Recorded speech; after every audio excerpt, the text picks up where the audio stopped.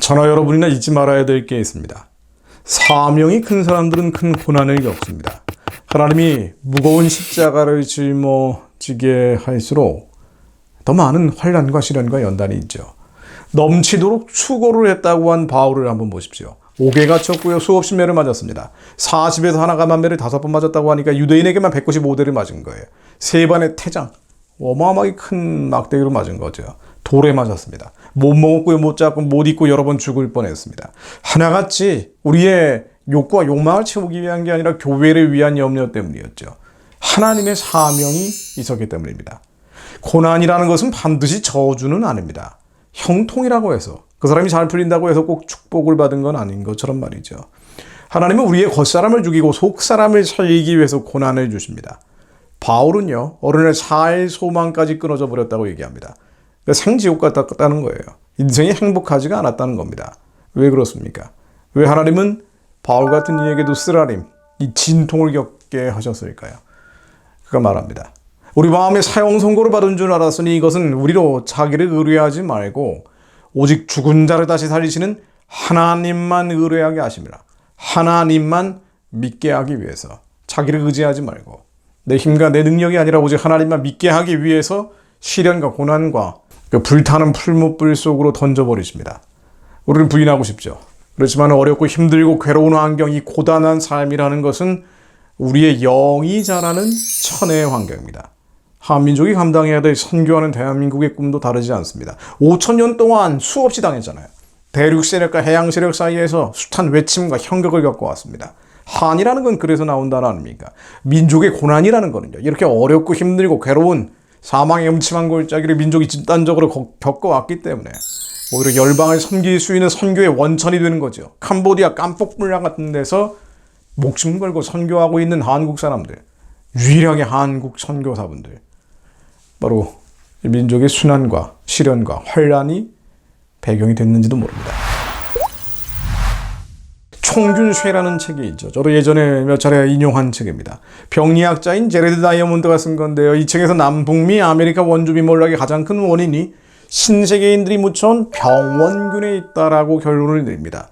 실제로 1492년 히스파니올라 섬에 원주민 800만 명이 있었는데요. 1535년 0명 멸종하죠. 이들을 학살한 주범은요, 천연두, 혈액, 온갖 병원균이었습니다. 침묵의 학살자라고 불리는데요. 남미를 휩쓸었고요. 15세기 멕시코 아즈텍 문명의 2천만 인디언들이 1618년 95%가 감소해서 160만 명이 돼버리고 맙니다. 9세기는 어땠을까요? 옛날 대륙 말입니다. 유럽인들이 살고 있던, 아시아인들이 살고 있던 그 땅 말이에요. 유라시아 대륙은요, 밀집되고 번잡하죠. 오랜 기간 많은 질병을 가져왔습니다. 오히려 이 질병이 유럽 사람들, 아시아 사람들의 면역력과 유전적 저항력을 키웠다는 거예요. 정말로 고난은 저주가 아닌지도 모릅니다. 축복이 형통이 아닌 것처럼 말이죠. 제레드 다이아몬드는 균과 함께 총, 쇠를 아주 중요한 요소로 꼽았는데요. 그래서 책 제목도 총균쇠입니다. 병원균 외에도 9세기의 끝없는 정복, 전쟁, 이 경쟁이 말이에요. 식량 생산과 가축화, 작물화, 그리고 기술 문자, 발달된 정치 조직을 만들었다는 겁니다. 신세계인 아메리카 대륙은 유라시아 대륙에 비해서 먹고 살기가 여유로웠습니다. 그래서 가축을 삼을 만한 포유류 종류도 현저히 적었고요. 기병도 없었다는 거예요. 그 말 타고 다니는 기병 말이에요. 그렇게 9세기 중에도 중동, 중국이 아니라 유럽이 패자가 된 결정적 힌트를 고난에서 찾습니다. 고통. 유럽이 더 밀집되어 있었기 때문에, 힘들었기 때문에, 괴로웠기 때문에, 아팠기 때문에 그 세계의 패자가 됐다. 제국주의를 이끌게 됐다는 얘기입니다.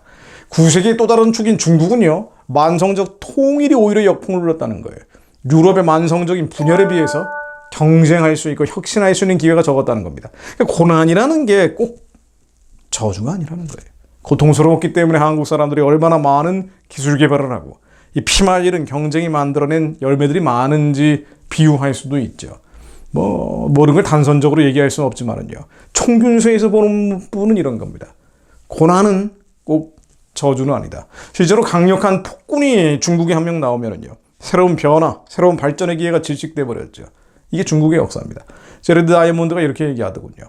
전쟁, 분열, 갈등, 밀집, 번잡, 이것으로 인한 고통이 오히려 유럽인의 강인한 생명력을 만들었다고 말입니다.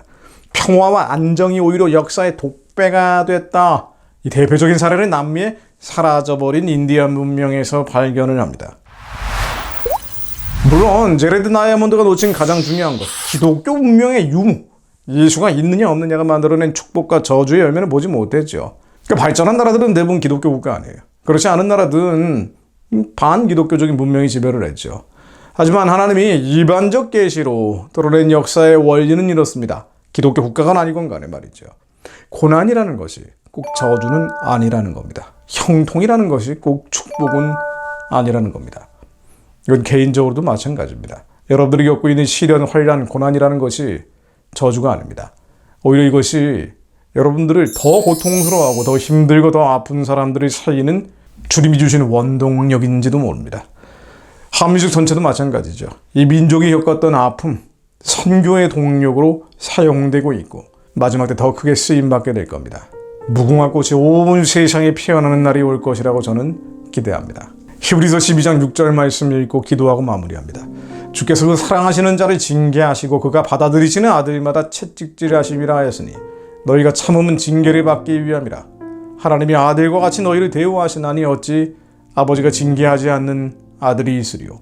징계는 다 받는 것이오니 너희에게 없으면 사생자요 친아들이 아니니라. 하나님, 저희가 사망의 음침한 골짜기, 시련의 풀무 가운데 던져져 있고 굶주린 사자 때 안에 내쳐져 있다 할지라도 저희들이 겪고 있는 지금 아픔은 더 아픈 자들을 위로하기 위한 하나님의 섭리임을 저희들이 믿습니다.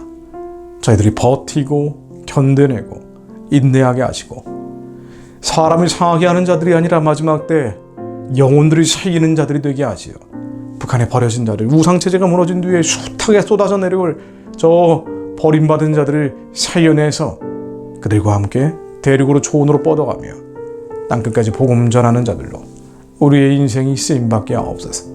우리로 사랑하시는 자요 하나님의 받아들이시는 아들임을 잊지 않게 하옵소서.